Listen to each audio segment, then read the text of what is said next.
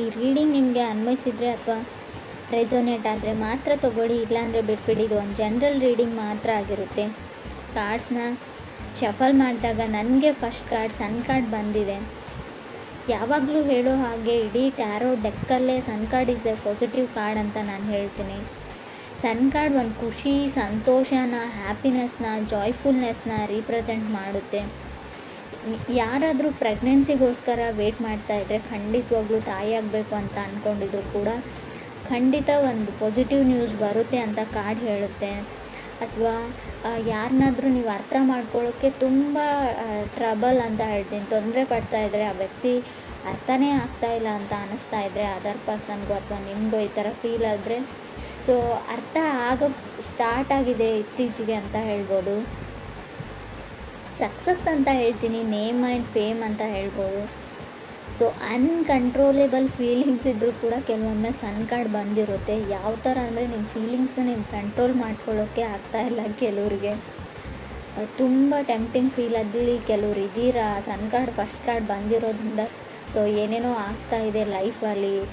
Starting experience ಅಂತ ಹೇಳ್ಬೋದು, first time ಅಂತ ಹೇಳ್ತೀವಲ್ಲ, ಯಾರ ಮೇಲೂ ತುಂಬ ಹೆವಿ ಲವ್ ಆಗಿದೆ ನಿಮಗೂ ಅಥವಾ ಅದರ್ ಪರ್ಸನ್ಗೂ.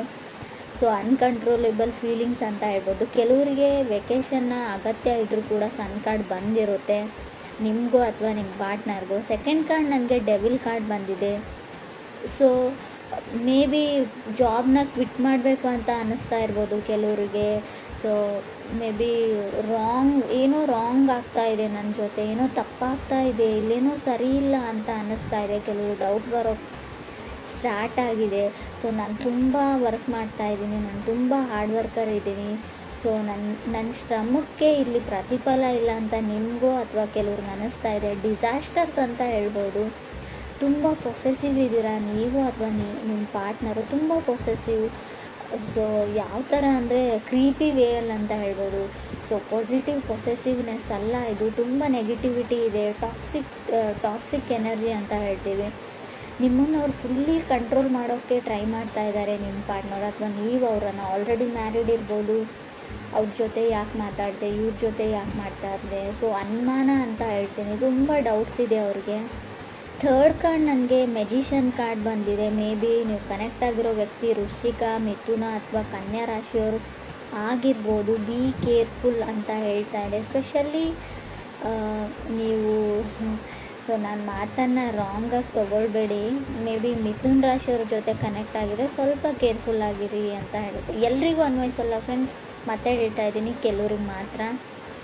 ಕೆಲವರು ಡ್ರೀಮ್ ಅಂತ ಪಡ್ತಾಯಿದ್ರೆ ನಿಮ್ಮ ಲೈಫಲ್ಲಿ ಈ ವ್ಯಕ್ತಿನೇ ಬರಬೇಕು, ತುಂಬ ಕನಸುಗಳನ್ನ ಕಂಡುಕೊಂಡಿದ್ರೆ ಮೇ ಬಿ ಅವ್ರು ಸಿಂಹ ರಾಶಿ ಅಥವಾ ಮಕರ ರಾಶಿಯವ್ರ ಬಗ್ಗೆ ನೀವು ಕಟ್ಕೊಂಡಿರ್ಬೋದು ಅಂತ ಕಾರ್ಡ್ ಹೇಳುತ್ತೆ. ಫೋರ್ತ್ ಕಾರ್ಡ್ ನನಗೆ ನೈಟ್ ಆಫ್ ಪೆಂಟಿಕಲ್ಸ್ ಬಂದಿದೆ. ಮೇ ಬಿ ಮಕರ ರಾಶಿಯವ್ರ ಜೊತೆ ನೀವು ಕನೆಕ್ಟ್ ಆಗಿದ್ರೆ ಅವ್ರು ತುಂಬ ಅವ್ರ ಫೀಲಿಂಗ್ಸ್ನ ಕಂಟ್ರೋಲ್ ಮಾಡ್ಕೊಳ್ತಾರೆ, ಬಟ್ ನಿಮಗೆ ಅನ್ಕಂಟ್ರೋಲೇಬಲ್ ಫೀಲಿಂಗ್ಸ್ ಇದೆ ಅಂತ ಹೇಳ್ಬೋದು ಕಾರ್ಡ್ ನೋಡಿದರೆ. ಫೋರ್ತ್ ಕಾರ್ಡ್ ನನಗೆ ನೈಟ್ ಆಫ್ ಪೆಂಟಿಕಲ್ಸ್ ಬಂದಿದೆ. ಸೊ ಕೆಲವೊಮ್ಮೆ ನೈಟ್ ಆಫ್ ಪೆಂಟಿಕಲ್ಸ್ ಮಾಡೋದನ್ನು ಎಲ್ಲ ಮಾಡಿಬಿಡ್ತಾರೆ ನೀವು ಅಥವಾ ನಿಮ್ಮ ಪಾರ್ಟ್ನರು. ಸೊ ನಾನೇನೂ ಮಾಡಿಲ್ಲ ಅನ್ನೋ ರೀತಿ ಇರ್ತಾರೆ. ಸೊ ಸ್ಮೂತ್ ಕ್ರಿಮಿನಲ್ಸ್ ಅಂತ ಹೇಳ್ತೀವಿ. ಸೊ ಯಾವುದೋ ಒಂದು ತಪ್ಪು ಕೆಲಸ ಅಂತ ಹೇಳಲ್ಲ ಫ್ರೆಂಡ್. ಸೊ ಹೇಗೆ ನಿಮ್ಮನ್ನು ಪಡ್ಕೊಳ್ಬೇಕು ಅನ್ನೋದನ್ನೆಲ್ಲ ಅವ್ರು ಎಫರ್ಟ್ ಹಾಕಿ ಮಾಡಿಬಿಡ್ತಾರೆ. ಕೊನೆಗೆ ಅವ್ರ ಫೀಲಿಂಗ್ಸ್ನ ಶೇರ್ ಮಾಡ್ಕೊಳ್ಳೋ. ಸೊ ಬಂದು ನಿಮ್ಗೆ ಅವ್ರು ಪ್ರಪೋಸ್ ಮಾಡಲ್ಲ, ಹೇಳಲ್ಲ, ಅದನ್ನು ಮನಸ್ಸಲ್ಲೇ ಇಟ್ಕೊಂಡಿರ್ತಾರೆ. ಈ ಥರ ನೀವಿದ್ದೀರೋ ಅದರ್ ಪರ್ಸನ್ ಇದ್ದಾರೋ. ಸೊ ಏನೂ ಗೊತ್ತಿಲ್ಲ, ನನಗೇನೂ ಆಗಿಲ್ಲ, ಏನೂ ನಡೆದೇ ಇಲ್ಲ, ನನ್ನ ಮನಸ್ಸಲ್ಲಿ ಏನೂ ಇಲ್ಲ ಅನ್ನೋ ಥರ ಆ್ಯಕ್ಟ್ ಮಾಡ್ತೀರಾ ನೀವು ಅಥವಾ ಅದರ್ ಪರ್ಸನ್. ಕಾರ್ಡ್ ಹೇಳೋ ಪ್ರಕಾರ ತುಂಬ ಸೀಕ್ರೆಟಾಗಿ ಯಾರನ್ನು ಅಡ್ಮೈರ್ ಮಾಡ್ತಾ ಇದ್ದೀರಾ ಮನಸ್ಸಲ್ಲಿ ನೀವು ಅಥವಾ ಅದರ್ ಪರ್ಸನ್ನು ಅಂತ ಕ್ಲಿಯರಾಗಿ ಕಾರ್ಡಲ್ಲಿ ಗೊತ್ತಾಗ್ತಾ ಇದೆ. ತುಂಬ ಹೆವಿ ಲವ್ ಇದೆ, ಮನಸ್ಸಲ್ಲಿದ್ದಾರೆ ಆ ವ್ಯಕ್ತಿ, ಕನಸಲ್ಲಿ ಕೂಡ ಬರ್ತಾರೆ ಅಂತ ಹೇಳ್ಬೋದು. ಫಿಫ್ತ್ ಕಾರ್ಡ್ ನನಗೆ 8 ಆಫ್ ಸಾರ್ಡ್ಸ್ ಬಂದಿದೆ. ಫಿಫ್ತ್ ಪ್ಲೇಸಲ್ಲಿ 8 ಆಫ್ ಸಾರ್ಡ್ಸ್ ಬಂದರೆ ಲಾಸ್ಟ್ ಅಂತ ಅನಿಸುತ್ತೆ. ಲಾಸ್ಟ್ ಚಾನ್ಸ್ ಯಾರು ನಿಮ್ಗೆ ಕೊಡ್ತಾ ಇದ್ದಾರೆ, ಕೆಲವ್ರಿಗೆ ಹೇಳ್ತಾ ಇದ್ದಾರೆ ಇದೇ ಲಾಸ್ಟ್ ಆ್ಯಂಡ್ ಫೈನಲ್. ಮತ್ತೊಮ್ಮೆ ಈ ಥರ ತಪ್ಪು ರಿಪೀಟ್ ಆದರೆ ಸೊ ನನ್ನಿಂದ ಇದನ್ನು ಎಕ್ಸೆಪ್ಟ್ ಮಾಡೋಂಗಿಲ್ಲ ನೀನು, ನಾನು ಮತ್ತೆ ನಿನ್ನನ್ನು ಅಕ್ಸೆಪ್ಟ್ ಮಾಡ್ಕೊಳ್ತೀನಿ ಅಂತ. ಸೊ ಆ ಥರ ಯಾರೋ ನಿಮ್ಗೆ ಸರಿಯಾಗಿ ಆವಾಜ್ ಆಗ್ತಾ ಇದ್ದಾರೆ ಅಂತ ಕೂಡ ಹಾಕಿದ್ದಾರೆ ಆಲ್ರೆಡಿ ಅಂತ ಕೂಡ ಕಾರ್ಡ್ ಹೇಳ್ತಾ ಇದೆ. 6th ಕಾರ್ಡ್ ನನಗೆ 10 ಆಫ್ ವಾಂಡ್ಸ್ ಬಂದಿದೆ. ಕೆಲವ್ರಿಗೆ ಒನ್ ಸೈಡ್ ರಿಲೇಷನ್ಶಿಪ್ ಅಂತ ಹೇಳ್ತೀನಿ. ಸಾರಿ ಫ್ರೆಂಡ್ಸ್, ಕೆಲವ್ರದ್ದು ಯಾಕೋ ಒಬ್ಬರ ಕಡೆಯಿಂದ ಇಂಟ್ರೆಸ್ಟ್ ಇಲ್ಲ, ಇನ್ನೊಬ್ಬರ ಕಡೆ ತುಂಬ ಇಂಟ್ರೆಸ್ಟ್ ಇದೆ. So no is no, yes is yes ಅಂತ ಹೇಳ್ತೀವಿ. ಸೊ ತುಂಬ ಕೆಲವ್ರಿಗೆ ಯಾವ ಥರ ಅಂದರೆ ಒಬ್ಬರು ನೋ ಅಂತ ಹೇಳಿದರೆ ಅದನ್ನು ನೋ ಆಗಿ ತೊಗೊಳ್ಳೋದಿಲ್ಲ.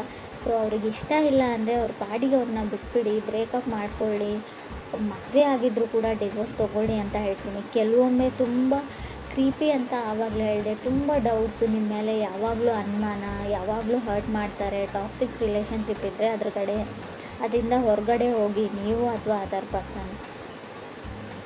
7th ಕಾರ್ಡ್ ನನಗೆ ಟೆಂಪ್ರೆನ್ಸ್ ಕಾರ್ಡ್ ಬಂದಿದೆ. ಮೇ ಬಿ ಧನುರಾಶಿಯವ್ರ ಜೊತೆ ಕೆಲವರು ಕನೆಕ್ಟ್ ಆಗಿರ್ಬೋದು.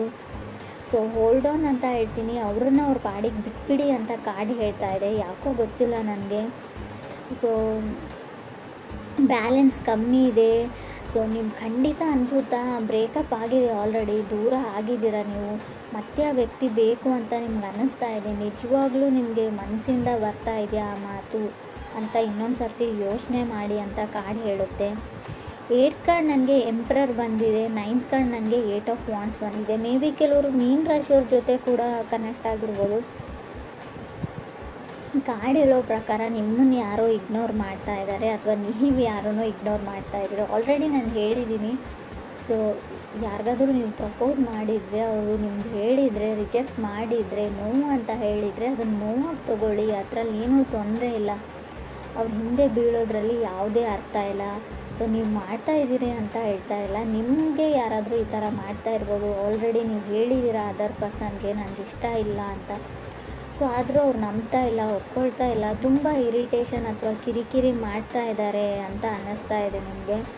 ಖಂಡಿತವಾಗ್ಲೂ ಕ್ರಾಸ್ ವಾಚರ್ಸ್ ಯಾರಾದರೂ ನೋಡ್ತಾ ಇದ್ದರೆ, ಯಾರಾದರೂ ನಿಮ್ಗೆ ಹೇಳಿದರೆ ಸೊ ನನಗಿಷ್ಟ ಇಲ್ಲ ಅಂತ ರಿಜೆಕ್ಟ್ ಮಾಡಿದರೆ ಖಂಡಿತ ಅವ್ರನ್ನ ಬಿಟ್ಬಿಡಿ. ಸೊ ಅವ್ರ ಹಿಂದೆ ಹೋಗಬೇಡಿ, ಅವ್ರನ್ನ ಫಾಲೋ ಮಾಡಬೇಡಿ. ಸೊ ತುಂಬ ಕ್ರೀಪಿ ಥಿಂಕ್ ಇದು ಮಾಡೋದು ಒಳ್ಳೆಯದಲ್ಲ ಅಂತ ಹೇಳ್ತಾ ಇದೆ ಕಾರ್ಡು. ಮೇ ಬಿ ನೀವೇ ತೊಂದರೆಯಲ್ಲಿ ಫ್ಯೂಚರಲ್ಲಿ ನಿಮಗೆ ತೊಂದರೆ ಆಗಬಹುದು.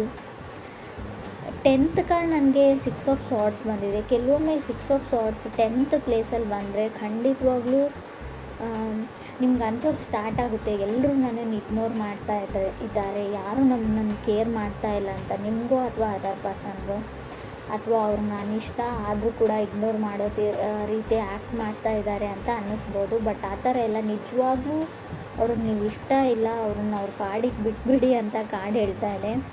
ಕೆಲವ್ರಿಗೆ ಫ್ರೆಂಡ್ಸ್, ಎಲ್ರಿಗೂ ಅಲ್ಲ. So someone is coming back ಅಂತ ಹೇಳ್ತೀನಿ. ಶೋರಾಗಿ ಹೇಳೋದಾದರೆ, ಸೊ ಯಾರೋ ನಿಮ್ಮ ಎಕ್ಸು ನಿಮ್ಮ ಲೈಫಲ್ಲಿ ಮತ್ತೆ ಬರೋಕ್ಕೆ ತುಂಬ ಟ್ರೈ ಮಾಡ್ತಾ ಇದ್ದಾರೆ. ಕೆಲವೊಮ್ಮೆ 2nd ಪ್ಲೇಸಲ್ಲಿ ಡೆವಿಲ್ ಕಾರ್ಡ್ ಇರೋದ್ರಿಂದ ಕೆಲವರು ರಿಲೇಷನ್ಶಿಪ್ ಹಾಳಾಗೋಗಿದೆ. ಆಲ್ರೆಡಿ ನಿಮ್ಮ ಮದುವೆ ಆಗಿರ್ಬೋದು, ಡಿವೋರ್ಸ್ ತೊಗೊಳ್ಳೋದೇ ಒಳ್ಳೆಯದು ಅಂತ ನಾನು ಹೇಳ್ತಾ ಇದ್ದೀನಿ. ಯಾಕಂದರೆ ತುಂಬ ಟಾಕ್ಸಿಕ್ ಇದೆ ನಿಮ್ಮ ರಿಲೇಷನ್ಶಿಪ್ಪಲ್ಲಿ. ತುಂಬ ಯಾವ ಥರ ಅಂದರೆ, ನಾನು ಏನು ಹೇಳ್ತೀನಿ ಅದನ್ನೇ ಕೇಳಬೇಕು, ನೀನು ಅದನ್ನೇ ಮಾಡಬೇಕು, ತುಂಬ ಕಂಟ್ರೋಲಿಂಗ್ ಎನರ್ಜಿ ಅಂತ ಹೇಳ್ತೀನಿ. ಕೆಲವೊಮ್ಮೆ ಇದು ಸರಿಯಲ್ಲ ಅಂತ ಕೂಡ ಅನಿಸುತ್ತೆ ನನಗೆ. ಸೊ ಯಾರಿಗೂ ಆದರೂ ಅವ್ರಿಗೋಸ್ಕರ ಪರ್ಸ್ನಲ್ ಸ್ಪೇಸ್ ಅಂತ ಬಿಡಬೇಕು. ಸೊ ಅವ್ರ ಪಾಡಿಗೆ ಅವ್ರು ಏನು ಮಾಡ್ತಾರೋ ಮಾಡಲಿ. ಸೊ ಅವ್ರ ಲೈಫಲ್ಲಿ ಕೂಡ ತುಂಬ ಎಲ್ಲನೂ ನನಗೆ ಹೇಳೇ ಮಾಡಬೇಕು, ನನಗೆ ಯಾವ ಥರ ಹೇಳ್ತೀನಿ ಅದೇ ಥರನೇ ಇರಬೇಕು ಅನ್ನೋದು ಕಂಟ್ರೋಲಿಂಗ್ ಎನರ್ಜಿ ಇದೆ. ಡಾಮಿನೇಟಿಂಗ್ ಅಂತ ಹೇಳ್ಬೋದು. ತುಂಬ ಯಾವ ಲೆವೆಲ್ಗೆ ಅಂದರೆ ನೆಗೆಟಿವ್ ಡಾಮಿನೇಷನ್ ಇದೆ ಇಲ್ಲಿ. ಸೊ ನಿಮ್ಗೆ ಇಷ್ಟ ಇದ್ದರೆ ಆ ರಿಲೇಷನ್ಶಿಪ್ಪಲ್ಲಿ ಇರಿ.